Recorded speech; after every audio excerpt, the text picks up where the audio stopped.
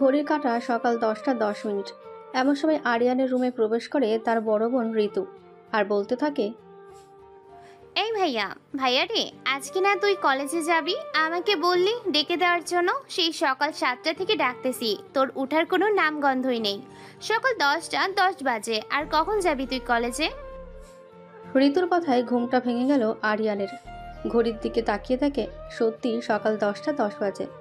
তাই ঋতুকে কিছু না বলে দৌড় দিল ওয়াশরুমে। ফ্রেশ হয়ে কলেজের জন্য রেডি হয়ে চলে গেল নিচে।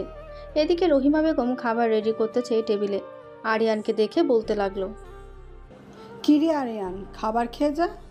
আর এত সকালে উঠে এত কম দামি পোশাক পরে কোথায় যাচ্ছিস? আম্মু, এখন খাবার খাওয়ার কোনো টাইম নেই। আমি বিকালে এসে একেবারে খাবো। তোমরা খেয়ে নাও, আমি গেলাম। এই বলে আরিয়ান চলে গেল বাইরে। চলুন রহিমা বেগমের মুখ থেকে শুনে আসি মেঘের আসল পরিচয়। লেখাপড়া শেষ, সে এখনো কলেজে যাচ্ছে। দেশের রাষ্ট্রপতি হয়ে কিনা তার কাজ করতে হচ্ছে। আম্মু, তুমি তো জানো ভাইয়া এমনি এমনি কোথাও যায় না। ভাইয়া রাষ্ট্রপতি হয়েছে তো কি হয়েছে, ভাইয়াকে ভাইয়ার মতো চলতে দাও। তোরা তোদের মতো চল, আমি কি তোদের বাধা দেই নাকি? এখন খাবার খেয়ে আমাকে উদ্ধার করেন মহারানী। এই বলে রহিমা বেগম চলে গেল রান্নাঘরে। এদিকে আরিয়ান কলেজের গেট দিয়ে প্রবেশ করতে যাবে, এমন সময় দারোয়ান আরিয়ানকে আটকিয়ে বলতে লাগলো, এই ছেলে, তুমি এইটার ভিতরে কোথায় যাইতেছো? আর তোমার আইডি কার্ড কোথায়? চাচা, আমি এই কলেজে নতুন, কালকেই ভর্তি হয়েছি। আমার তো আইডি কার্ড এখনও দেয় নাই। পোশাক দেখে তো মনে হচ্ছে বস্তি থেকে উঠে এসেছো। আমি তোমাকে কলেজের ভেতর ঢুকতে দেবো না, কারণ বাইরের মানুষ এলাও না। চাচা, আমি সত্যি কথা বলতেছি। আমি এই কলেজের ছাত্র, নতুন ভর্তি হয়েছি।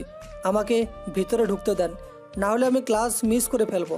আজকে আমার প্রথম দিন। একবার যখন বলেছি ঢুকতে দেবো না, তাহলে দেবো না। চলে যাও এখান থেকে। আরিয়ান দারোয়ানের সাথে এক প্রকার ঝগড়া লেগে গেল। বেশ কিছুক্ষণ পর মেন গেটে চিল্লাচিল্লির শব্দ পেয়ে প্রিন্সিপাল চলে আসলো। আরিয়ানকে দেখে বলতে লাগলো, আরে আরিয়ান, কি হয়েছে? তুমি দাঁড়িয়ে আছো কেন এইখানে? তাড়াতাড়ি ক্লাসে যাও, তোমার তো ক্লাস শুরু হয়ে গেছে। স্যার, আমি কি ইচ্ছে করে দাঁড়িয়ে আছি এইখানে? আমার এইসব পোশাক দেখে উনি আমাকে ভেতরে ঢুকতে দিচ্ছে না। আপনি ওনাকে একটু বলে দেন। রহিম, কি হচ্ছে এসব? ছেলেটাকে ভেতরে ঢুকতে দিচ্ছ না কেন? স্যার, আমি ভেবেছিলাম এই ছেলেটা এই কলেজে পড়ে না, কারণ আগে তো তাকে কখনোই দেখি নাই, তাই বলতে পারছি না। সে নতুন ভর্তি হয়েছে। আরিয়ান, তুমি 2তলায় 3 নাম্বার রুমে চলে যাও, আনোয়ার স্যার ক্লাস করাচ্ছেন। ঠিক আছে স্যার। এই বলে আরিয়ান চলে গেল 2তলায় 3 নাম্বার রুমের সামনে। আরিয়ানকে দেখে সবাই ভাবছে কলেজে হয়তো কোনো জোকার চলে এসেছে, তাই তার দিকে এরকমভাবে তাকিয়ে দেখছে। এদিকে আনোয়ার স্যার বাইরে এসে বলতে লাগলো, বাহ, জমিদারের ছেলে এসেছে। এই তোমরা সবাই তাকে স্বাগতম জানাও, তা না হলে তো আবার জমিদার মশাইয়ের প্রতিদিন দেরি হবে। সরি স্যার, আসলে ঘুম থেকে উঠতে দেরি হয়ে গেছে, তাই আর কি আসতে পারি নাই তাড়াতাড়ি। তুমি মনে হয় এই কলেজে নতুন এসেছো, তাই আজকে তোমাকে ছেড়ে দিলাম। তবে একটা কথা মনে রাখবে, আমার ক্লাস ঠিক সকাল 10টা থেকে 11টা পর্যন্ত। এর মধ্যে যদি একটু দেরি করো তাহলে পুরো ক্লাসের বাইরে দাঁড় করিয়ে রাখবো। ঠিক আছে স্যার, আর দেরি হবে না। এখন যাও ভিতরে। আরিয়ান ভেতরে চলে গেল। আশেপাশে তাকিয়ে দেখে কোনো সিট ফাঁকা নেই। সবার শেষে পেছনের একটা সিট ফাঁকা আছে, তাও আবার একটা মেয়ের পাশে। আরিয়ান পেছনে গিয়ে মেয়েটাকে উদ্দেশ্য করে বলতে লাগলো, আপু, আমি কি এখানে বসতে পারি, যদি কিছু মনে না করেন? পুরো ক্লাস নিস্তব্ধ। আর চরগুলো আশা করি বুঝে গেছেন কার গালে পড়েছে। আজকে কলেজের প্রথম দিন, আজকে তাকে এমন অবস্থায় পড়তে হলো। পুরো ক্লাসে ছাত্রছাত্রীরা তাকিয়ে আছে আরিয়ানের দিকে। এদিকে আরিয়ান মেয়েটাকে জিজ্ঞেস করতে লাগলো, আপু, আমি কি এমন বলেছি যে আপনি আমার গালে চড় মারলেন? তুই কেন জিজ্ঞেস করলি? এই সিটে বসতে পারবি নাকি? দেখছিস সিট ফাঁকা, সোজা এসে বসে পড়বি। কাউকে ডিস্টার্ব করলে এইভাবেই তোর গাল লাল হয়ে যাবে, মনে থাকে যেন। মেয়েটার এমন কথা শুনে আরিয়ান একটু ভয় পেয়ে গেল। আস্তে আস্তে মেয়েটার পাশে বসে বই বের করে পড়তে লাগলো। বেশ কয়েকটা ক্লাস শেষ হতেই টিফিন পিরিয়ড দিয়েছে। সবাই খাওয়া দাওয়া করার জন্য বাইরে চলে গেছে। এদিকে আরিয়ানও বাইরে চলে গেল। আশেপাশে ঘোরাঘুরি করে দেখতেছে। এমন সময় পেছন থেকে একটা মেয়ের ডাক। পেছনে ফিরেই দেখে একদল মেয়ে বসে আছে। তাদের মাঝে ওই মেয়েটাও বসে আছে। এটা দেখে আরিয়ান যেই চলে আসতে যাবে এমন সময় পেছন থেকে আবার ডাক। এই কালো শার্ট পরা ছেলে, তোকেই ডাকছি, তাড়াতাড়ি এদিকে আয়। কোথায় যাচ্ছিস ওইদিকে? আরিয়ান এবার শিওর বুঝতে পেরেছে যে তাকেই ডাকতেছে, তাই চলে গেল তাদের কাছে। সামনে দাঁড়িয়ে থেকে বলতে লাগলো, জি আপু, আমাকে ডাকছিলে নাকি? এইখানে কালো শার্ট পরা একমাত্র তুই আছিস, সো তোকে ছাড়া আর কাকে ডাকবো বল? আর তুই কে রে? এইরকম পোশাক পরে এসেছিস কেন? বাড়িতে কি কোনো ভালো জামা কাপড় নেই?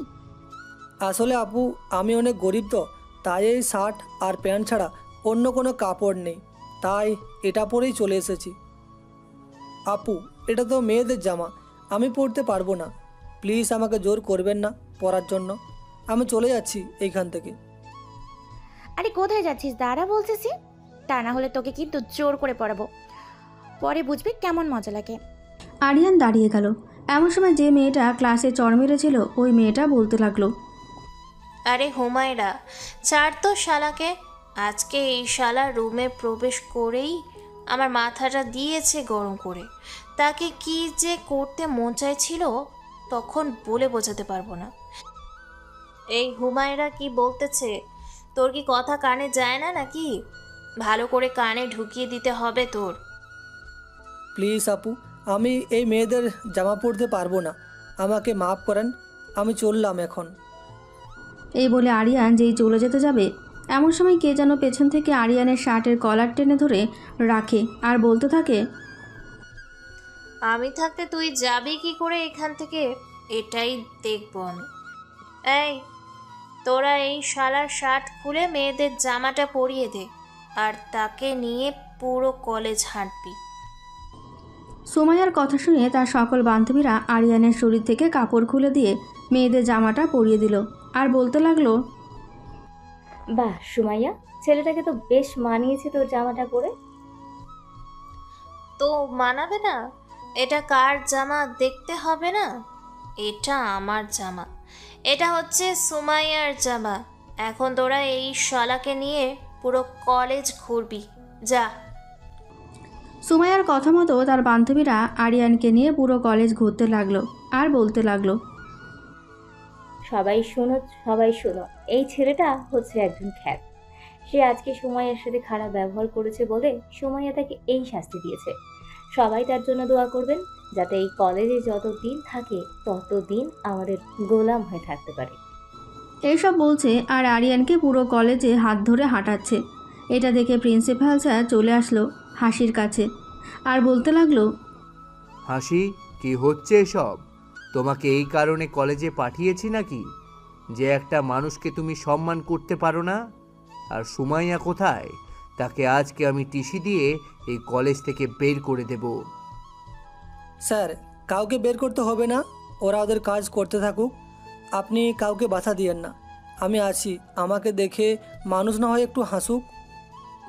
এই বলে হাসির কাছ থেকে চলে আসলো। সুমাইয়ার কাছে জামাটা খুলে সুমাইয়ার কাছে দিয়ে তার টি শার্টটা নিয়ে পরতে পরতে বলতে লাগলো, বেশ ভালোই ছিল আপু আপনার জামাটা, আমি তো এটা পাঞ্জাবি হিসেবে পরেছি। দেখেন নাই সবাই হাঁ করে তাকিয়েছিল, কেউ কিছু বলে নাই বা হাসেও নাই। আরিয়ানের কথায় সুমাইয়া চারিপাশে তাকিয়ে দেখে সবাই আরিয়ানের দিকে তাকিয়ে আছে। এটা দেখে সুমাইয়া বসা থেকে উঠে ঠাস ঠাস করে 3টে চড় মেরে দিল আর বলতে লাগলো, এই, তোর তো সাহস কম না? আমার জামা পরে আবার আমাকে কি সব বলতেছিস? আজকে তো তোকে আমি মেরেই ফেলবো। এই বলে সুমাইয়া আরিয়ানের গলা চেপে ধরে। এটা দেখে সুমাইরা হাসি আর আরও অনেকে সুমাইয়াকে ছাড়িয়ে নিয়ে বলতে লাগলো, সুমাইয়া, তোর কি অকালে জেলে যাওয়ার শখ হয়েছে নাকি, যেইভাবে ওর গলা চেপে ধরেছিস? আমি গরিবদের একটুও পছন্দ করি না। আমার কথা হচ্ছে, সে যেই দিন ভালো ড্রেস পরে আসতে পারবে ওই দিন এই কলেজে পা রাখবে, এর আগে পা রাখতে পারবে না। আমি গেলাম ক্লাসে, কথাটা তোরা ওর মাথায় ঢুকিয়ে দিস। ঠিক আছে, যা ক্লাসে। আর এই ছেলে, এবারের মতো তো বেঁচে গেলা, পরের বার বাজবা কিভাবে বলো তো? এখন চুপচাপ সোজা চলে যাও বাসায়, কাল থেকে ভালো ড্রেস পরে আসবা। আপু, আমার এইটাই ড্রেস, আমি এই ড্রেস পরেই আসবো। আপনি যেটা ইচ্ছা সেটা করতে পারেন, তাতে আমার কিছু যায় আসে না। ভালোর জন্য বলছি তোমাকে, যদি কথা না শোনো তাহলে অন্য ব্যবস্থা আছে, সেটা করবো আমরা। ঠিক আছে, অন্য ব্যবস্থা করেন, আমিও দেখতে চাই কি ব্যবস্থা করতে পারেন আপনারা। এই হাসি, ক্লাস থেকে আমাদের সকল এর হকি স্টিকগুলো নিয়ে আয় তো। আজকে যেহেতু পেয়েছি তাকে ছেড়ে দিব কি করে, কোনোভাবেই ছাড়া যাবে না। হুমায়রার কথা শুনে হাসি সবার হকস্টিক নিয়ে চলে আসলো। এদিকে হুমায়রা এবং বাকি সবাই যে আরিয়ানের ওপর আক্রমণ করতে যাবে, এমন সময় কলেজের সিনিয়র রাহুল ভাই এসে বলতে লাগলো, হুমায়রা, কি হচ্ছে এইসব? এইখানে তাকে মারতেছো কেন? কই রাহুল ভাইয়া, আমরা তো মারছি না। মারতে চাচ্ছিলাম, তা কি হয়েছে তাকে মারলে? আপনি আপনার কাজ করেন গিয়ে, আমাদেরকে আমাদের কাজ করতে দেন। ওই দিনের কথা ভুলে গেছো নাকি? আজকে আবার স্মরণ করিয়ে দিতে হবে তোমাকে। কোনটা? আজকে আবার স্মরণ করিয়ে দিতে হবে না, আমরা চলে যাচ্ছি। এই বলে হুমায়রা চলে গেল। এদিকে রাহুল আরিয়ানের কাঁধে হাত রেখে আশেপাশে একবার তাকিয়ে বলতে লাগলো, ভালো করেছিস এসেছিস তুই, একমাত্র তুই ছাড়া এইগুলো কেউ ঠিক করতে পারবে না।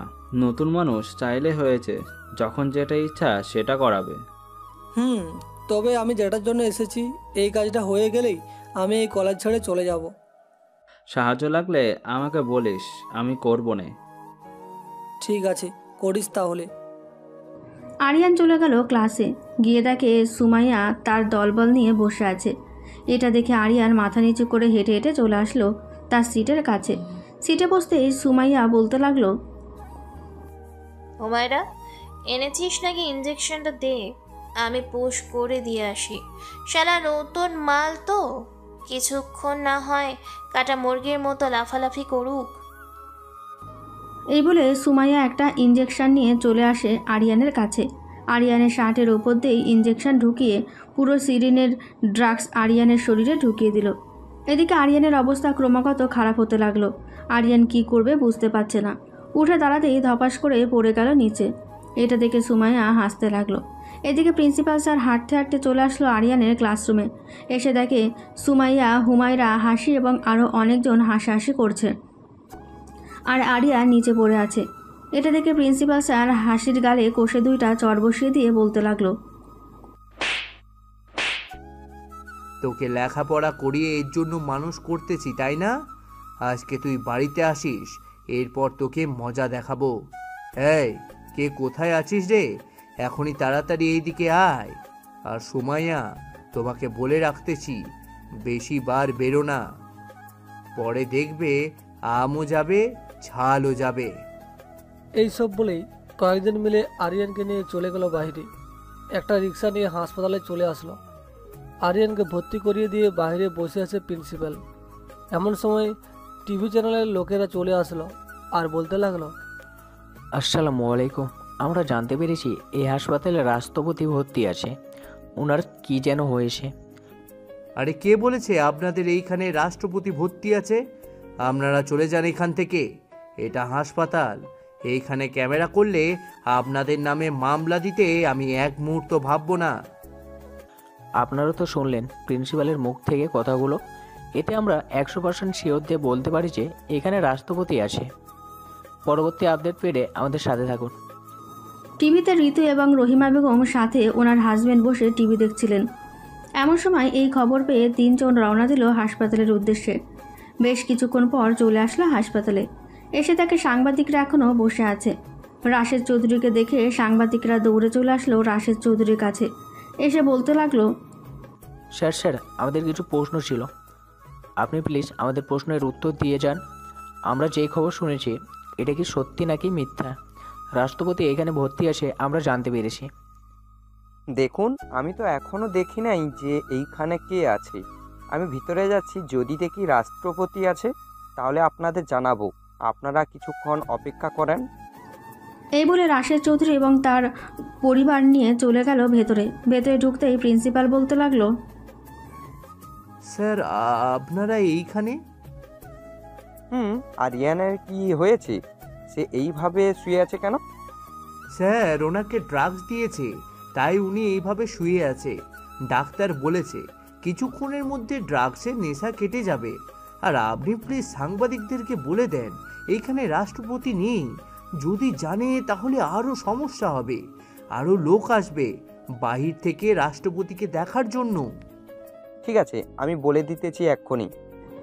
এই বলে রাশেদ চৌধুরী চলে গেল বাইরে। সাংবাদিকদের উদ্দেশ্য করে বলতে লাগলো, আপনারা ভুল তথ্য নিয়ে এইখানে এসেছেন। রাষ্ট্রপতি অসুস্থ না, রাষ্ট্রপতির বন্ধু অসুস্থ। উনি এইখানে আছে আর উনি আপনার সাথে পড়ে কথা বলবে। এখন আপনাদের চলে যেতে বলেছে। হসপিটালে কোনো সিক্রেট যাতে না করেন। আপনারা এখন চলে যান। ঠিক আছে, আমরা চলে যাচ্ছি। আবারও আসবো আপনাদের বাড়িতে। ঠিক আছে, 1 সপ্তাহ পর আসেন, কারণ 1 সপ্তাহ পরে আসলে উনি আপনাদের সাথে কথা বলবে। এখন উনি কোনোভাবেই কথা বলতে চাচ্ছে না। ঠিক আছে স্যার, আমরা 1 সপ্তাহ পর আসবো। এই বলে সাংবাদিকরা চলে গেল। এদিকে ডাক্তার আরিয়ানকে চেক করে দেখে ড্রাগসের নেশাটা কিছুটা কেটেছে। এটা দেখে ডাক্তার বলতে লাগলো, দেখুন, ওনাকে বেশি পরিমাণে ড্রাগস দেওয়া হয়েছে, এই জন্য ওনার কোনো হুঁশ নেই। রাতের মধ্যে ওনার জ্ঞান ফিরে আসবে, স্বাভাবিকভাবে কথা বলতে পারবে। আপনারা ওনার জন্য বেশি বেশি লেবুর শরবতের ব্যবস্থা করেন। ঠিক আছে ডাক্তার, আমরা এক্ষুনি ব্যবস্থা করতেছি। ডাক্তার আরও কিছুক্ষণ কথা বলে চলে গেল। এদিকে সন্ধ্যায় আরিয়ানের জ্ঞান ফিরতেই লেবু শরবত বেশি বেশি করে খাওয়াতে লাগলো আর বলতে লাগলো, তোকে বলেছিলাম বাবা, তোর অন্য কোনো কাজ করতে হবে না। তুই তো আমাদের কোনো কথাই শুনিস না। এত প্রশাসন থাকতেও তুই কেন যাস এসব কাজ করতে? আম্মু, প্রশাসনরা কাজ তো করবে ঠিকই, কিন্তু শত্রুদের ছেড়ে দিবে? আমি নিজে ধরলে আমি নিজের হাতে শাস্তি দিতে পারবো তাদের। আর আমাকে নিয়ে চিন্তা করো না, আমি ঠিক আছি। আরিয়ান এখন ঠিক আছে, আপনারা চাইলে আরিয়ানকে নিয়ে বাড়িতে যেতে পারেন, কোনো সমস্যা নেই। আর এই ট্যাবলেটগুলো খাইয়ে দিবেন, 2 দিন খেলেই পুরোপুরিভাবে ঠিক হয়ে যাবে। এই বলে ডাক্তার চলে গেল। এদিকে রাশেদ চৌধুরী মেঘকে নিয়ে চলে গেল বাড়িতে। রাতে খাওয়া দাওয়া করে মেঘ ঘুমিয়ে গেল। সকাল 7:45 ফোনের অ্যালার্মের শব্দে ঘুমটা ভেঙে গেল আরিয়ানের।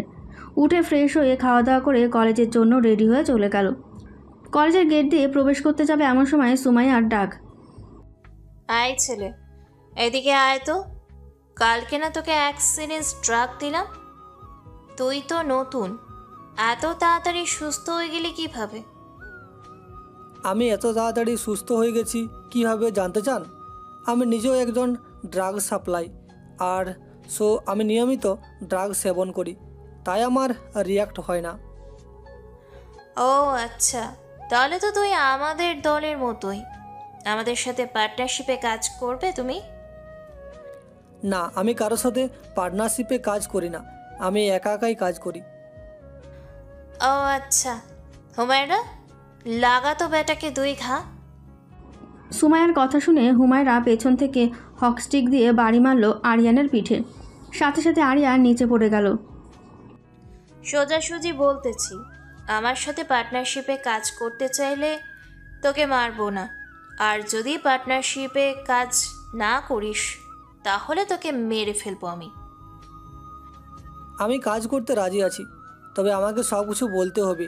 তুমি কার কার কাছ থেকে ড্রাগস সাপ্লাই করে আনো, আর যাকে যাকে ড্রাগস দাও তাদের সকলের নামও লিস্ট আমাকে দিতে হবে। তুই সকলের নাম জেনে কি করবি? ড্রাগ সাপ্লাইয়ের কাজ করব আমরা। এইখানে কাকে ড্রাগ দিব, কাকে দিব না, এই সব জানা তো তোর দরকার নেই। তুই শুধু আমাকে ড্রাগ এনে দে। আমি একবার যেটা বলি এটাই করি আগে। আমাকে সকল লিস্ট দিবি, এরপর থেকে তোকে ড্রাগ সাপ্লাই করব। এখন আমি যাই ক্লাসে। এই বলে আরিয়ান চলে গেল ক্লাসে। এদিকে হুমায়রার কিছু একটা খটকা লাগলো। এখানে রহস্যের গন্ধ পাচ্ছে হুমায়রা। সুমাইয়া, আমার মনে হচ্ছে কি জানিস, এই ছেলেটা যেহেতু ড্রাগস বিক্রি করে সেহেতু এই ছেলের অনেক টাকা আছে।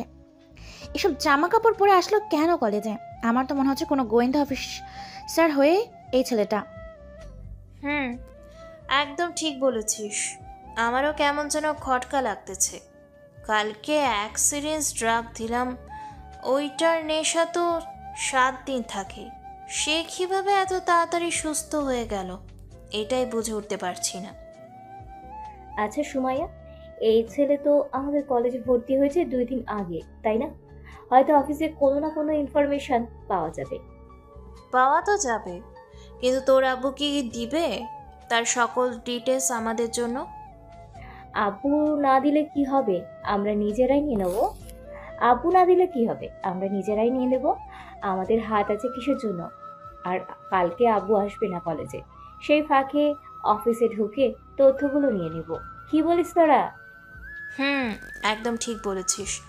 এখন চল ক্লাসে যাই, ক্লাস শুরু হয়ে গেছে। সবাই ক্লাসে চলে গেল। এদিকে আরিয়ান বসে আছে লাস্ট বেঞ্চে। এমন সময় একটা ছেলে আসলো আর আরিয়ানকে উদ্দেশ্য করে বলতে লাগলো, এই ছেলে, তোর নাম কি? আমার নাম হচ্ছে আরিয়ান। আপনার নাম কি? আমার নাম হচ্ছে রাহাত। আজ থেকে আমাকে তুই তুই করে বলবি। আজ থেকে আমরা ফ্রেন্ড। ঠিক আছে, আজ থেকে আমরা ফ্রেন্ড।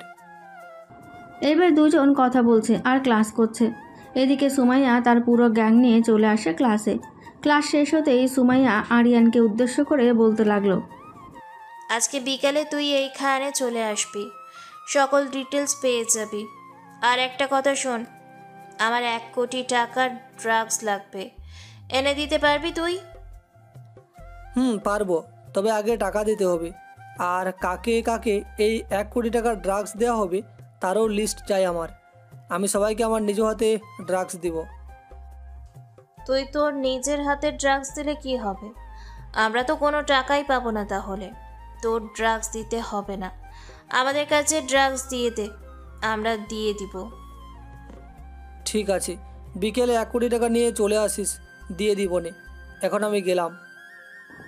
এই বলে আরিয়ান চলে গেল বাসায়। ফোন দিল তার বন্ধু ইয়াসিনকে। কয়েকবার রিং হতেই ওই পাশ থেকে ইয়াসিন ফোনটা রিসিভ করে বলতে লাগলো, আরে বন্ধু, কেমন আছিস? কতদিন পর তোর সাথে কথা। আমি ভালো আছি রে, তোর কি খবর?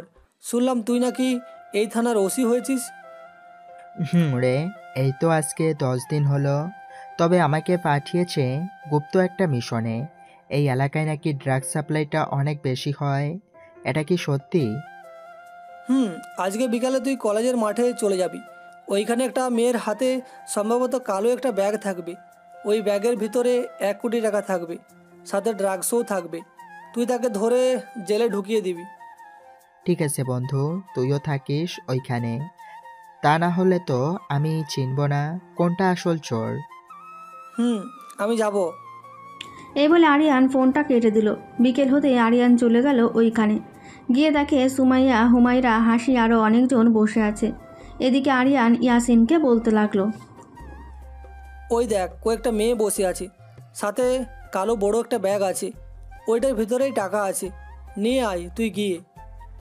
তুই চল আমার সাথে, তুই থাকলে ভালো হবে।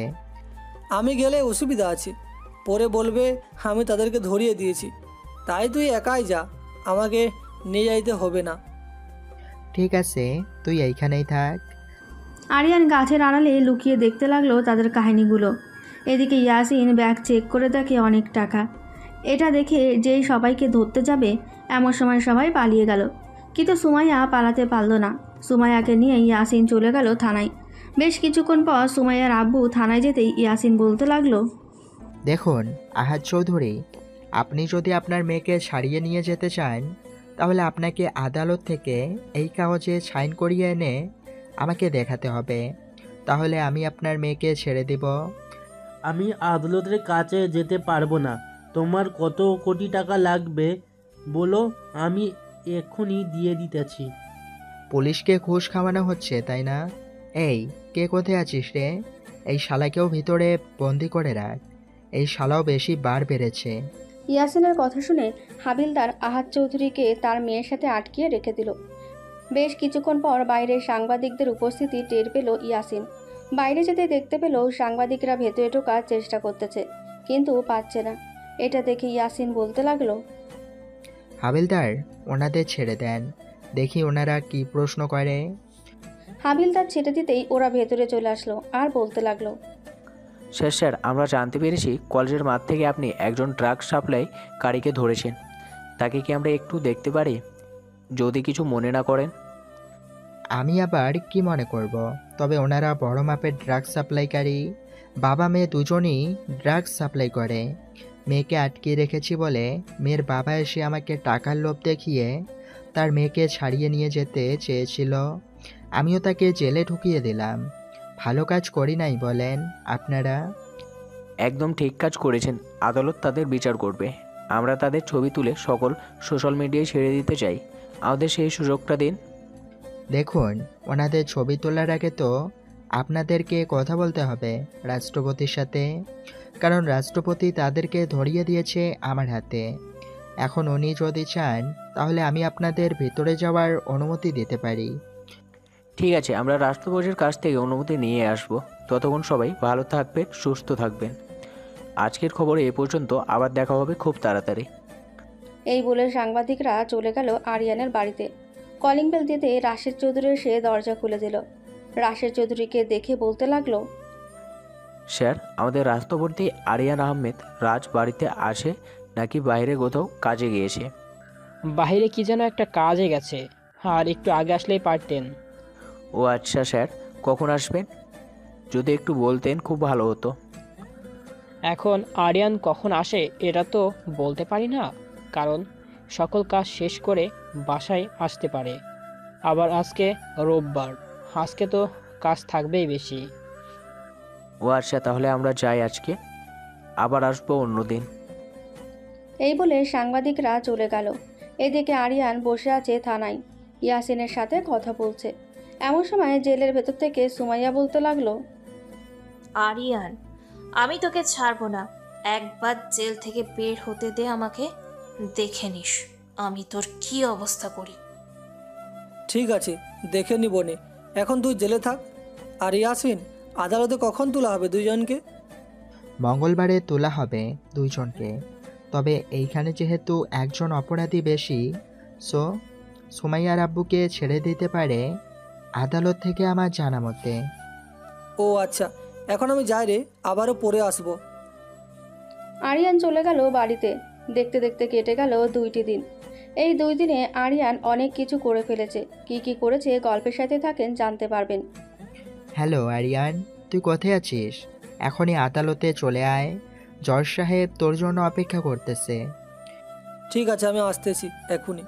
রাখছি তাহলে এখন। ঠিক আছে। আরিয়ান ফোনটা রেখে গাড়িটা নিয়ে চলে গেল আদালতে।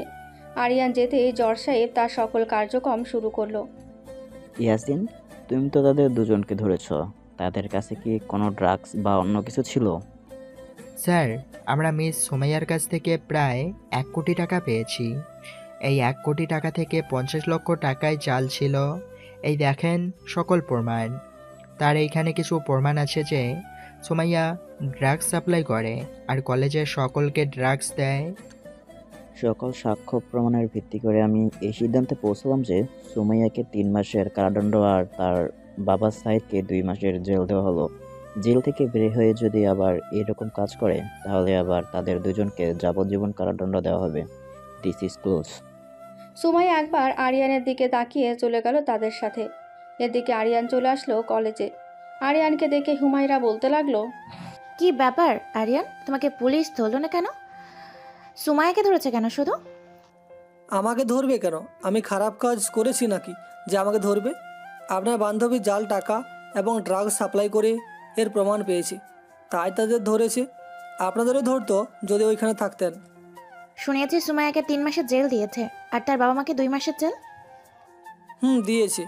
একটা কথা বলতে চাই তোমাদের উদ্দেশ্যে।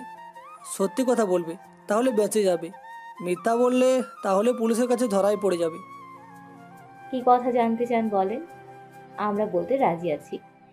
এই সকল ড্রাগস সুমাইয়া পেল কোথা থেকে, আর তাকে কেই বা এনে দেয়? তার নাম ঠিকানা সহ আমার সব কিছু চাই, এখন বলো। দেখুন, এটা তো আমরা বলতে পারি না যে সুমাইয়া কার কার সাথে কাজ করেছিল। আমরা তো শুধু সুমাইয়ার সাথে ছিলাম, আর কিছুই না। ও আচ্ছা, চিন্তা করবেন না, আশা করি আপনারাও ধরাই পড়ে যাবেন 2-1 দিনের ভেতরে। ভালো কথা বলতেছি তো, তাই শুনতেছেন না। আচ্ছা, একটা সত্যি কথা বলেন তো, আপনি কোনো গোয়েন্দা অফিসার নাকি অন্য কেউ? আপনাদের যেটা মনে হয় আমি এটাই। সো এখন তাড়াতাড়ি বলে ফেলেন কার সাথে কাজ করেছিল সুমাইয়া। আবিরের সাথে কাজ করছিল সুমাইয়া। ওই যে আসছে আবির, তার কাছ থেকে ড্রাগস সাপ্লাই করতো। কিন্তু আবিরের কোনো খোঁজ নেই, সে জানেও না, জানার ভান ধরে বসে আছে। ও আচ্ছা, এই কথা। দেখা যাক আমি কি করতে পারি। আরিয়ান চলে গেল আবিরের কাছে। পেছন থেকে হালকাভাবে আবিরকে ধাক্কা দিয়ে নিচে ফেলে দিল। এটা দেখে আবির রাগে যেই আরিয়ানকে মারতে যাবে, এমন সময় আরিয়ানের মুখ দেখে বলতে লাগলো, স্যার, আপনি এখানে কি করেন? আমি এইখানে এসেছি কি কারণে এটা তুই পরে জানতে পারবি। এখন কথা হচ্ছে তুই আমার সাথে আয়। সব সত্যি কথা যদি না বলিস তাহলে তোর এমন অবস্থা করব কোনোদিনও তোর বাপ মার লাশটাও খুঁজে পাবি না। না স্যার, চলেন, আমাকে কোথায় যেতে হবে আমি ওইখানেই যাব, চলেন। আবিরকে নিয়ে চলে আসলো 3 তলার ছাদে। আবির মাথা নিচে করে দাঁড়িয়ে আছে। এদিকে আরিয়ান বলতে লাগলো, আবির, আমি যা যা বলবো সব সত্যি কথা বলবি। একটা কথাও যদি মিথ্যা বলিস তাহলে এই ছাদ থেকে তোকে ফেলে দিয়ে মেরে ফেলবো। কথাটা যেন মনে থাকে। স্যার, আমি আপনার কাছে মিথ্যা বলবো না, আমি সব কিছু বলতেছি। আমাকে ড্রাগসগুলো এনে দেয় এই এলাকার নেতা মৃদুল চৌধুরী। আমি মাঝখান দিয়ে তাকে বলে দিয়েছিলাম এই কাজ করব না, তবুও সে আমাকে মেরে ফেলার ভয় দেখে কাজ করাচ্ছে, সাথে সুমাইয়াকেও। তোর কাছে তো মনে হয় মৃদুলের নাম্বার আছে, তাই না? তাকে ফোন দিয়ে বল এই অ্যাড্রেসে চলে আসতে। আর যদি না আসে তাহলে খুব খারাপ হয়ে যাবে বলে দিলাম। আমি তাকে নিয়ে যাব আজকে সন্ধ্যা 7টায়। প্লিজ আমাকে এখন ছেড়ে দিন স্যার, আমি আর কখনো এসব খারাপ কাজ করব না। ঠিক আছে, ছেড়ে দিলাম। তবে শুন, আমার পরিচয় যদি কেউ জিজ্ঞাসা করে কাউকে বলবি না, বললে সোজা উপরে পাঠিয়ে দিব তোকে। ঠিক আছে স্যার। এই বলে আবির চলে গেল। এদিকে আরিয়ান চলে গেল নিচে। কিছুক্ষণ প্রিন্সিপাল স্যারের সাথে কথা বলে চলে আসলো বাসায়। বিকেলে খাওয়া দাওয়া করে বসে আছে, এমন সময় ইয়াসিনের ফোন কল। হ্যালো আরিয়ান, কোথায় আছিস রে তুই? এই তো বাসায় আছি। কেন, কি হয়েছে? আজকে মৃদুল চৌধুরী তোর সেই বাংলো বাড়িতে যাবে। আমাকে ফোন দিয়েছে, বলে সে থাকার জন্য। তার সাথে আমি যাব না নাকি? আয়। তাকে তো দেখতে হবে, তাই না? আজকে তাকে উল্টো ঝুলিয়ে এমনভাবে মারবো কোনো দিনও ভুলতে পারবে না। ঠিক আছে, তুই চলে আয় ওইখানে, আমি এখনই মৃদুলকে নিয়ে আসতেছি।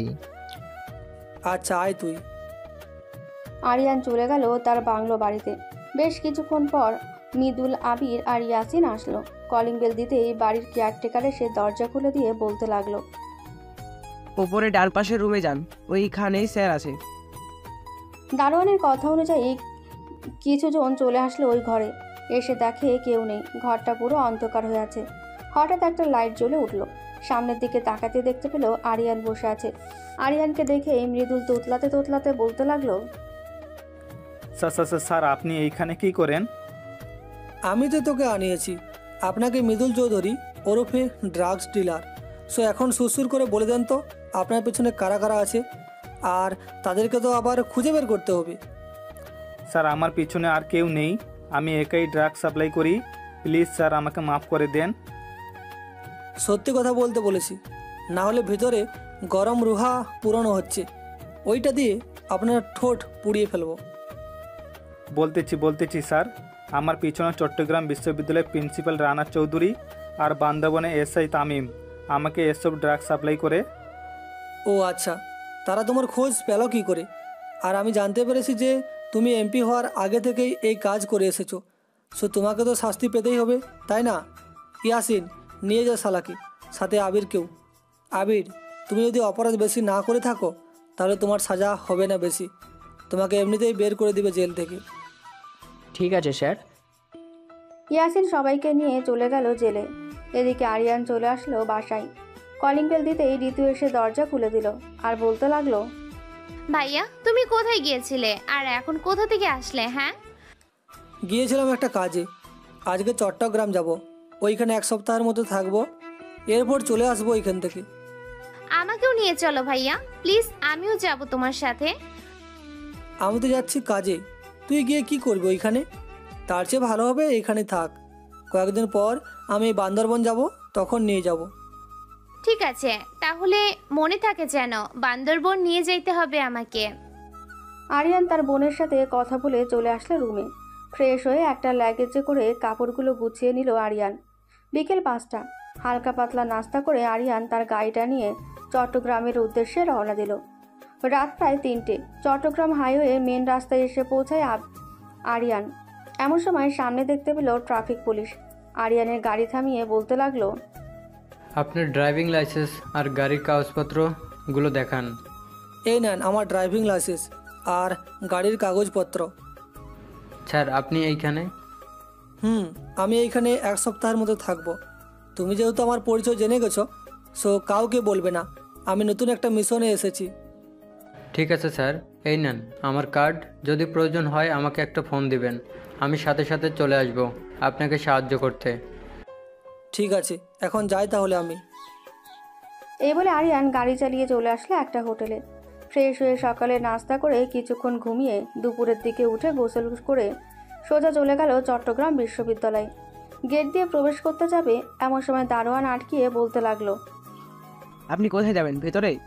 আর আপনার পোশাকের এই অবস্থা কেন? এই জায়গা ছিঁড়া, ওই জায়গা ছিঁড়া। চাচা, এটা ছিঁড়া না, এটা আমার ডিজাইন।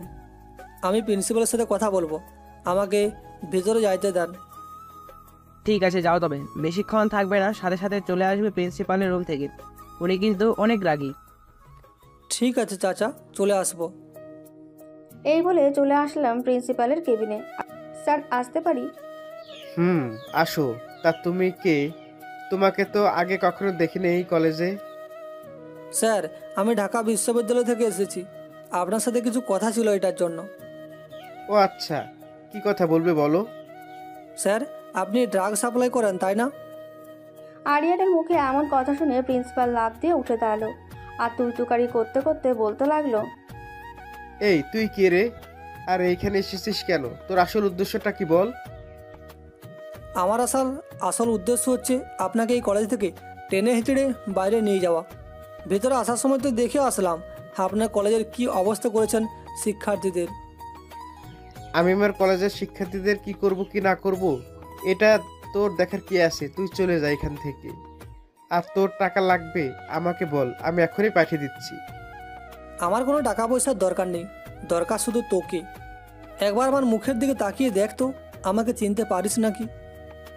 আরিয়ানের কথা শুনে প্রিন্সিপাল স্যার মুখের দিকে তাকাতেই পুরাই অবাক, কারণ তার সামনে রাষ্ট্রপতি দাঁড়িয়ে আছে। প্রিন্সিপাল কি বলবে বুঝে উঠতে পারছে না। সোজা আরিয়ানের পা জড়িয়ে ধরে কান্না করতে করতে বলতে লাগলো, প্লিজ আমাকে ছেড়ে দেন স্যার, আমি আর কোনোদিন এমন কাজ করব না।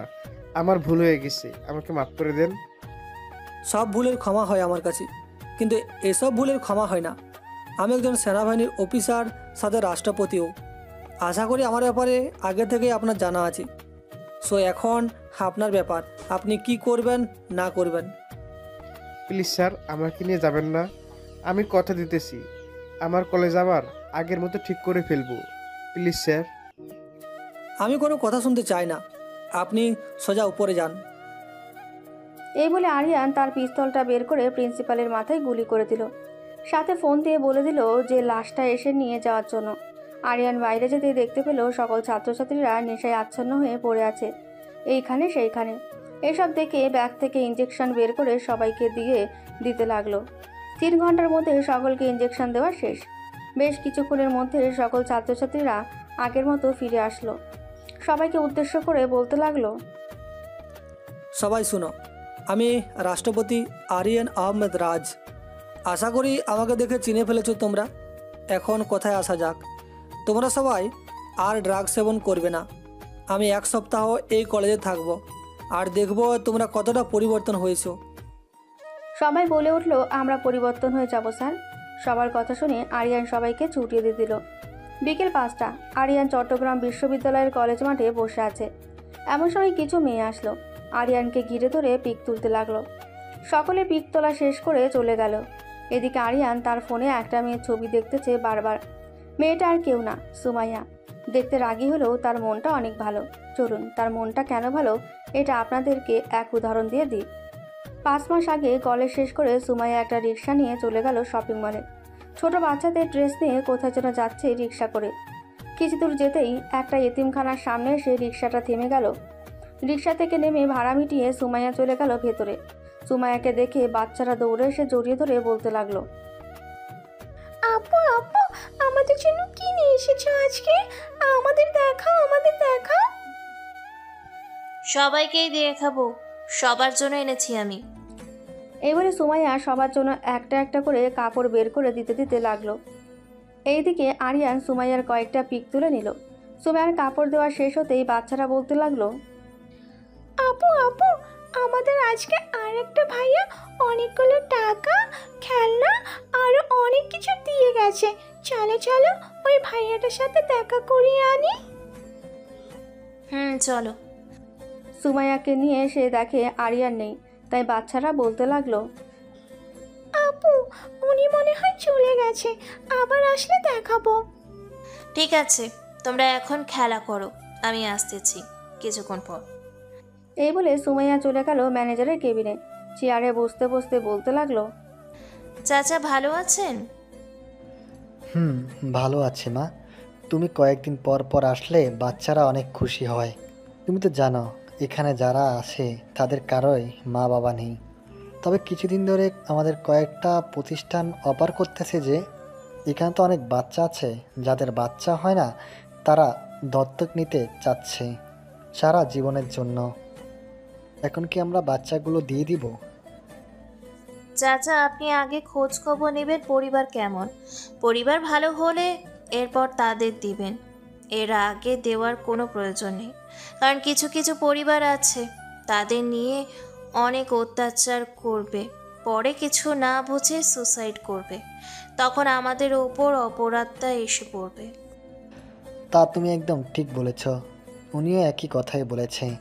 আজকে 10 লাখ টাকা দিয়ে গেছে এই বাচ্চা খাওয়া দাওয়ার আর পড়াশোনার জন্য। প্রতি মাসে টাকা দিয়ে যায়। তাহলে তো ভালোই হলো। আমি কয়েকজন শিক্ষক নিয়োগ দিয়ে দেব, তাদের বেতন প্রতি মাসে মাসে আমি দিব। ঠিক আছে মা। এখন কি তুমি চলে যাবে নাকি এখানেই থাকবে? এখন চলে যাব চাচা, বাড়িতে অনেক কাজ আছে। সুমাইয়া আরও কিছুক্ষণ কথা বলে চলে গেল বাসায়। এটাই ছিল সুমাইয়ার ভালো মানুষ রূপ। এখন গল্পে ফেরা যাক। আরিয়ান বসে আছে বট গাছের নিচে। এমন সময় কলেজ গেটের বাইরে থেকে কে যেন আরিয়ানের ওপর গুলি করতে লাগলো। একটা গুলি এসে আরিয়ানের হাতে লাগতেই আরিয়ান গাছের আড়ালে চলে গেল। হাতে রুমাল পেঁচিয়ে দেখতে লাগলো কারা গুলি করেছে। এমন সময় কয়েকজন গুন্ডা এসে পেছন থেকে আরিয়ানের মাথায় রড দিয়ে বাড়ি মেরে অজ্ঞান করে দিল। গুন্ডারা আরিয়ানকে নিয়ে চলে আসলো পুরনো একটা বাড়িতে। আরিয়ানের জ্ঞান ফিরতেই দেখতে পেল তাকে একটা চেয়ারের সাথে বেঁধে রেখেছে। এটা দেখে আরিয়ান বলতে লাগলো, কোন কুত্তার বাচ্চা আমাকে ধরে এনেছিস? পারলে সামনে আয়, দেখি তোর কত বড় কলিজা। তুই আমাকে ধরে এনে আমাকে মারতে চাইছিস? কুল কুল, এত চিৎকার করলে চলে মিস্টার আরিয়ান চৌধুরী? আপনি আমার বাবাকে খুন করছেন, আপনাকে কিছুই বলিনি। এখন আপনাকে মেরে আমার বাবার খুনের প্রতিশোধ নিব। শালা আধ পাগল নাকি তুই? তুই তো দেখি কুকুরের চাইতো নিকৃষ্ট।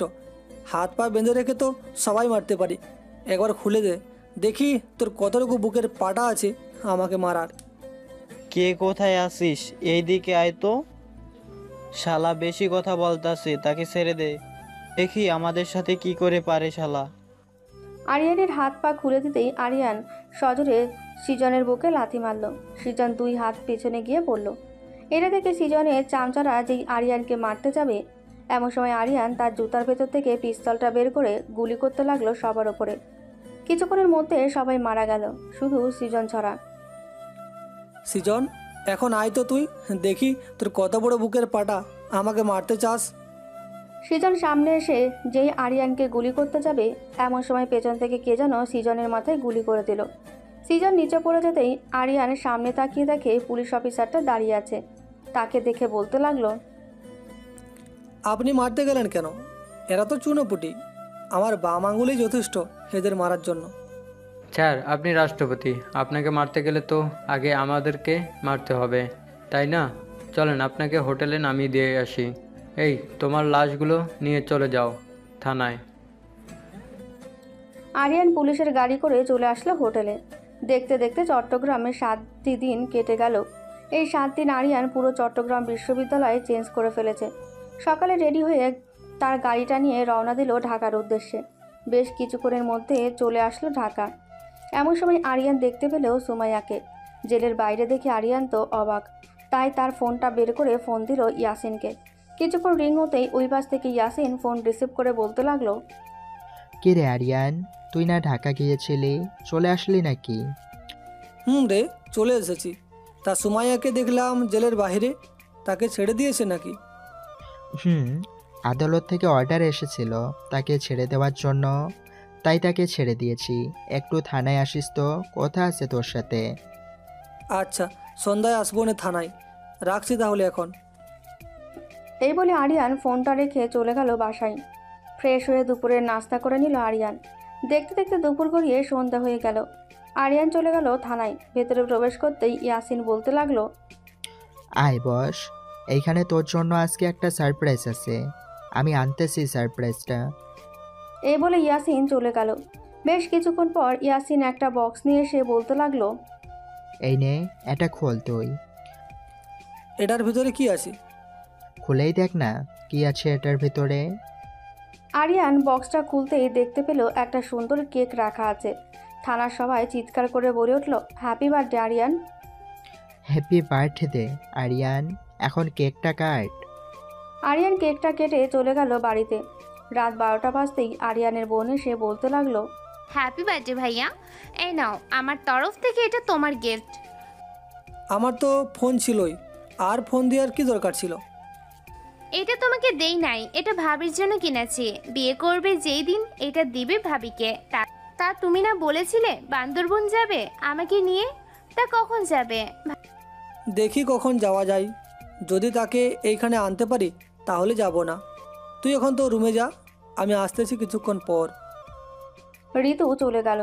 এদিকে আরিয়ান ফোন দিল বান্দরবান এসআই আলমের কাছে। কিছুক্ষণ রিং হতেই ওই পাশ থেকে এসআই আলম ফোনটা রিসিভ করে বলতে লাগলো, আসসালামু আলাইকুম স্যার, আপনি ফোন দিয়েছেন? ভাবতেই পারছি না আপনি ফোন দিবেন আমাকে।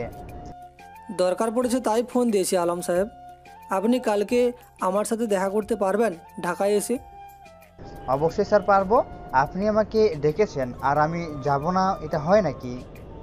ঠিক আছে, কালকে বিকেলে আপনার সাথে দেখা হচ্ছে 5 স্টার রেস্টুরেন্টে। ঠিক আছে স্যার। আরিয়ান ফোনটা কেটে দিয়ে তার বোনের রুমে চলে গেল। দরজা ঠেলে ভেতরে প্রবেশ করলো আরিয়ান। আরিয়ানকে দেখে ঋতু বলতে লাগলো, ভাইয়া ভিতরে আসো। আসলাম। তাই ইয়াসিনের সাথে তোর কতদিনের সম্পর্ক চলতেছে? মানে কি বলতেছো ভাইয়া, আমি তো কিছু বুঝতেছি না। মানে কি বলতেছি, কিছুই বুঝতেছিস না তাই না? কানের নিচে দুটো লাগিয়ে দিলে সুর করে বলে দিবি।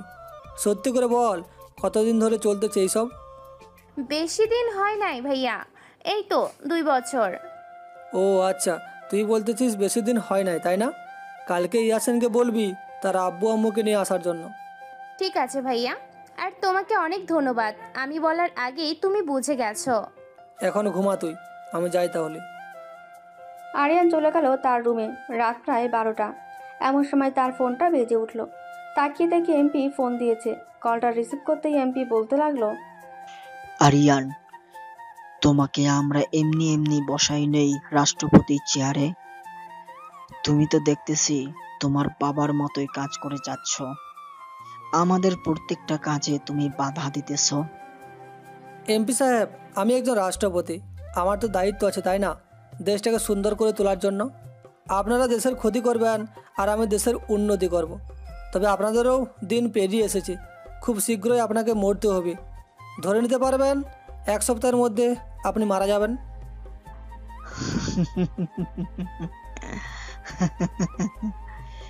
আমাকে মারা এত সহজ না, দেখি তুই কি করে আমাকে মারতে পারিস। মৃদুল তো সহজ সরল, তাই তাকে ধরে ফেলেছিস তাড়াতাড়ি, কিন্তু আমাকে কখনোই পারবি না ধরতে। মনে রাখিস, এমপি নওয়াজুদ্দিন আমাকে কখনোই এমপি পদ থেকে কেন, আমাকে যদি মারার চেষ্টাও করিস তাহলেও পারবি না। বললাম তো মাত্র 1 সপ্তাহ, আপনি দেখবেন কোথায় থাকেন। এখন রাখলাম, ভালো থাকবেন, বাই। আরিয়ান ফোনটা রেখে ঘুমিয়ে গেল। সকাল 10টা। ঘুম ভাঙলো ঋতুর ডাকে। ভাইয়া 10টা তো বেজে গেছে, আর কত ঘুমাবে? এখন তো ওঠো, আব্বু তোমার জন্য খাবার টেবিলে অপেক্ষা করতেছে। উঠতেছি, তুই নিচে যা, আমি ফ্রেশ হয়ে আসতেছি এখনই। ঋতু চলে গেল নিচে। বেশ কিছুক্ষণ পর আরিয়ান চলে গেল নিচে। চাটা হাতে নিতেই আরিয়ানের আব্বু বলতে লাগলো, কি রে আরিয়ান, ঋতু এসব কি বলতেছে? তুই নাকি তার জন্য ছেলে দেখেছিস, আর আজকে নাকি ছেলের পরিবার আসবে। আব্বু, কেন, কি হয়েছে? ঋতুর বিয়ে কি অন্য জায়গায় ঠিক করেছিল নাকি?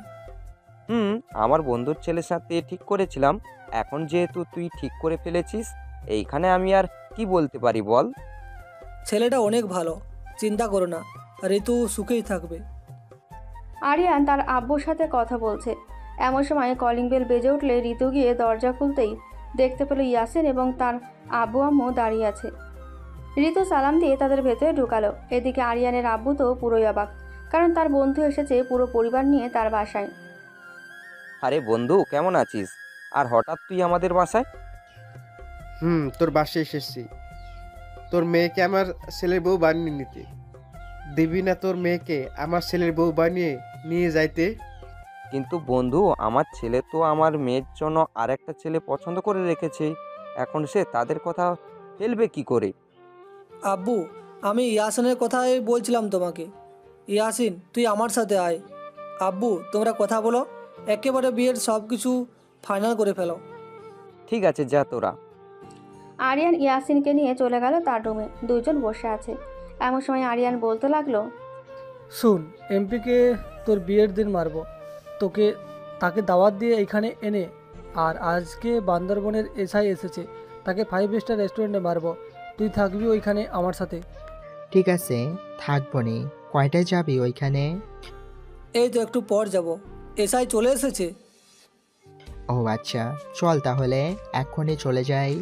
আবার বিকালে একটা কাজ আছে আমার, ছোট্ট একটা মিশন আছে, ওইখানে যাইতে হবে।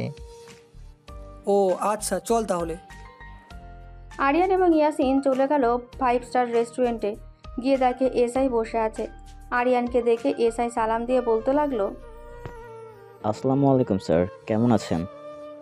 ওয়ালাইকুম সালাম, ভালো আছি। তোমাকে দেখে তো মনে হচ্ছে বেশ ভালোই আয় রোজগার হচ্ছে, তাই না? না স্যার, সরকার থেকে তো প্রায় 25,000 টাকা, এই টাকা দিয়েই চললো আর কি। ও আচ্ছা, তাই নাকি? শুনেছি বান্দরবনে 7তলা একটা বিল্ডিং বানিয়েছো, তা ওই টাকাগুলো কোথায় থেকে পেলে? না মানে স্যার।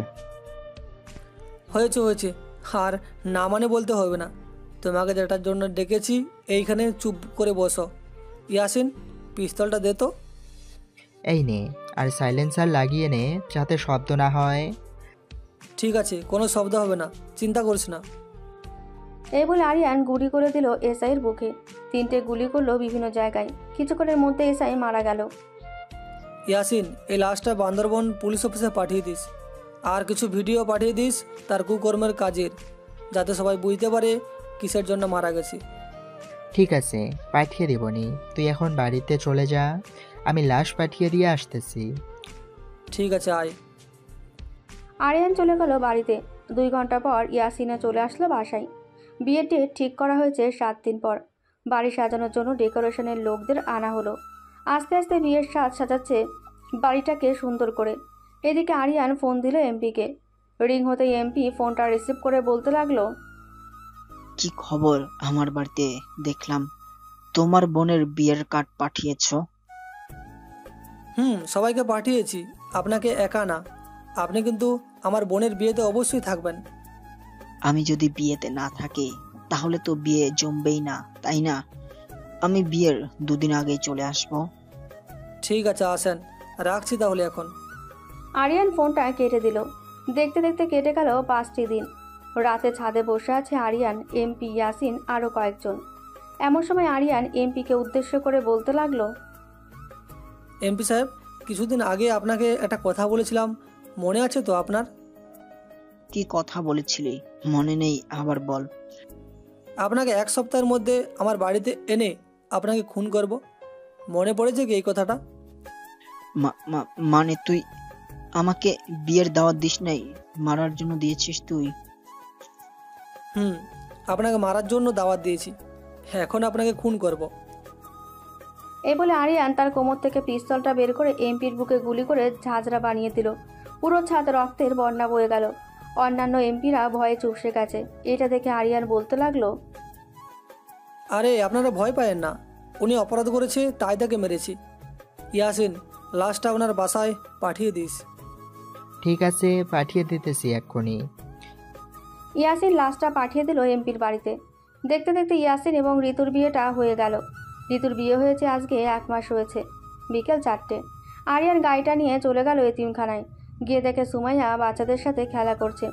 কয়েকজন বাচ্চা আরিয়ানকে দেখে দৌড়ে চলে আসলো আরিয়ানের কাছে আর বলতে লাগলো, ভাইয়া ভাইয়া, আমাদের জন্য কি এনেছো? আজকে কি আমাদের কিছুই দেবে না?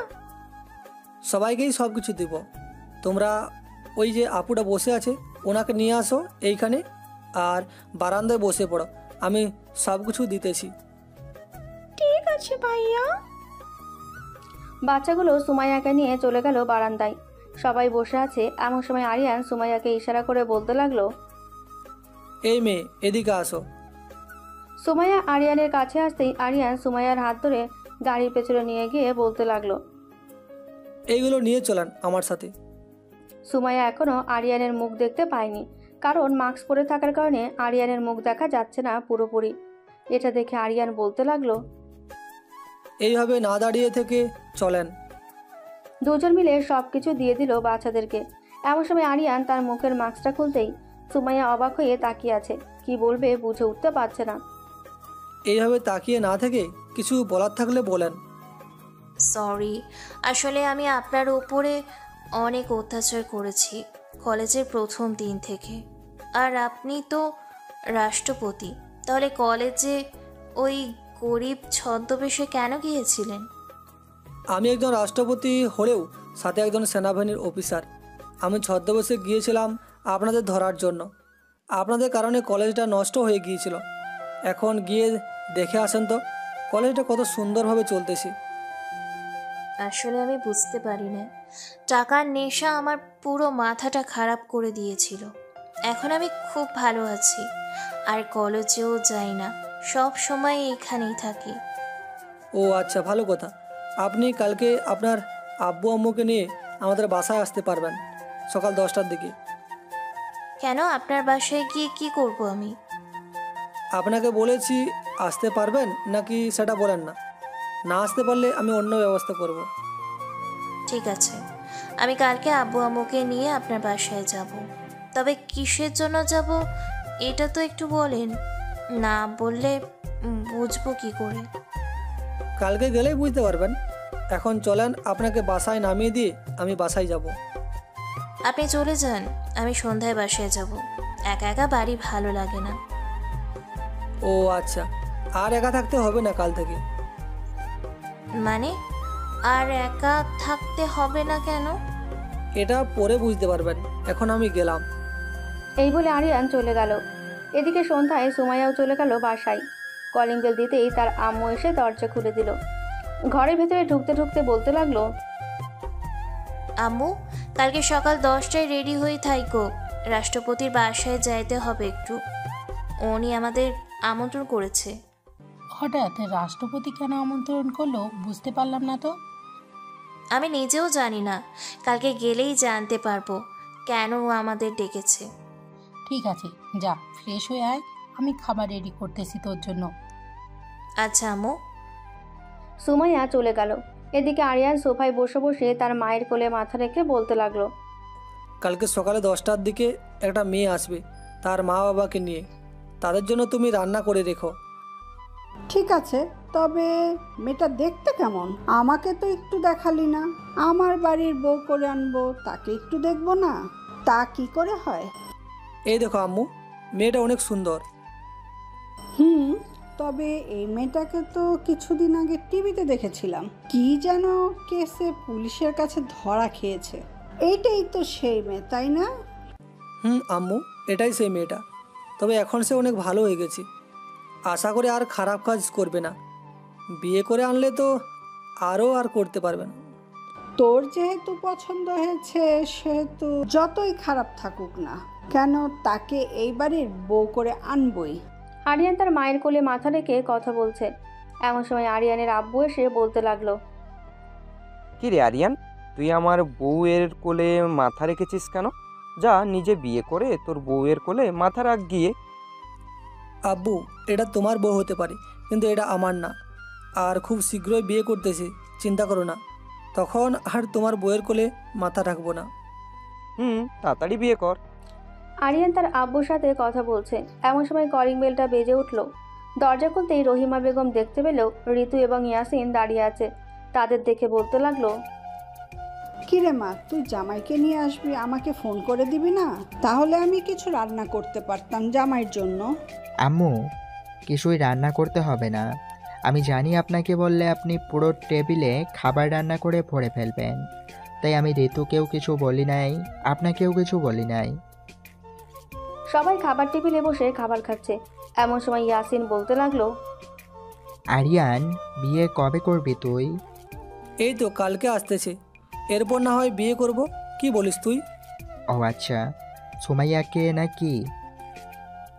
সকালে আসবে বলেছি।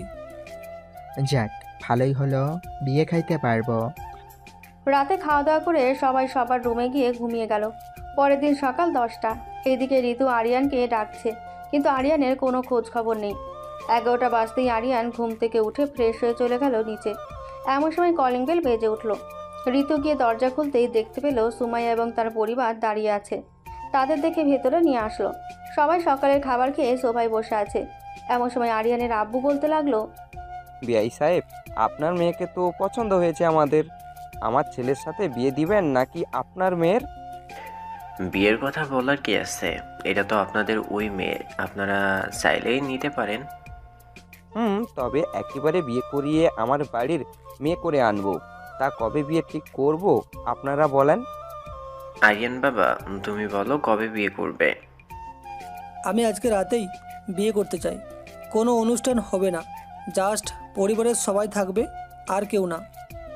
কিন্তু বাবা, আমার মেয়েকে তো সাজাতে হবে, আর আমার তো ইচ্ছা ছিল অনুষ্ঠান করে বিয়ে দিব, কিন্তু তুমি যেহেতু বলছো, আমি আর মানা করব না। আজকে রাতেই বিয়ে হবে তোমাদের। ঠিক আছে বিআই সাহেব। ঋতু, তুই সুমাইয়াকে নিয়ে শপিং করতে যা, বিয়ের যা যা লাগবে সব কিছু নিয়ে আয়। ইয়াসমিন বাবা, তুমি আরিয়ানকে নিয়ে যাও। ঠিক আছে আব্বু, যাইতেছি।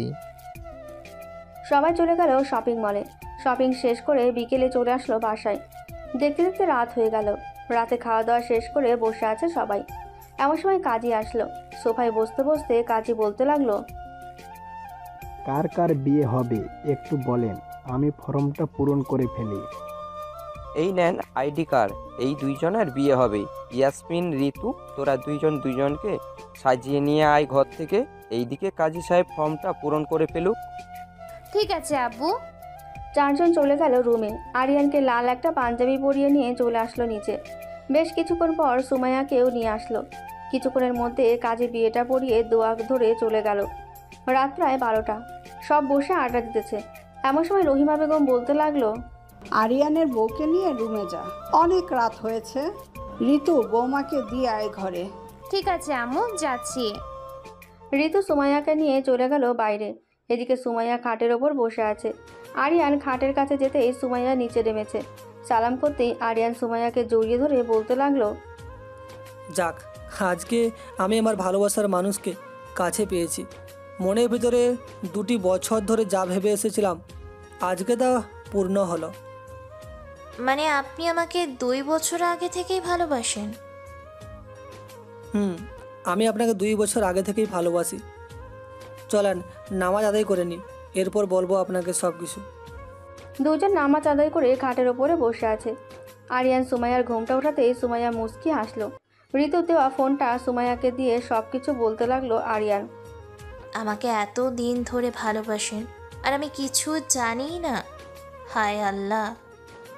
এখন আর জানতে হবে না, কলেজে তো অনেক অত্যাচার করেছেন আমাকে, এখন আমি আপনাকে অত্যাচার করব। রেডি হন। মানে আপনি কিভাবে আমাকে অত্যাচার করবেন? এটা না হয় পরেই দেখতে পারবেন। এই বলে আরিয়ান সুমাইয়ার ঠোঁট জোড়া কামড়ে ধরল। আস্তে আস্তে চুষে কাছে সুমাইয়ার ঠোঁট জোড়া। এইভাবে কতক্ষণ ছিল মনে নেই। সুমাইয়াও আরিয়ানের আদর পেয়ে পুরাই হট হয়ে গেল। আস্তে আস্তে আরিয়ান সুমাইয়ার শাড়ি ব্লাউজ সব কিছু খুলে ফেলে দিল। ছি ছি ছি, আমি তো আপনাদের সব কিছু বলে ফেলতেছি। ওরা বাসর করুক, আপনাদের আর শুনতে হবে না। এখন আপনারা সবাই বিদায় নিন। আর মিন্টু ক্রিয়েটিভ চ্যানেলটিকে সাবস্ক্রাইব করে পাশে থাকবেন আরও নতুন নতুন গল্প পেতে। আজকের গল্পটা এই পর্যন্তই। আবারও দেখা হবে নতুন কোনো গল্পে। ধন্যবাদ।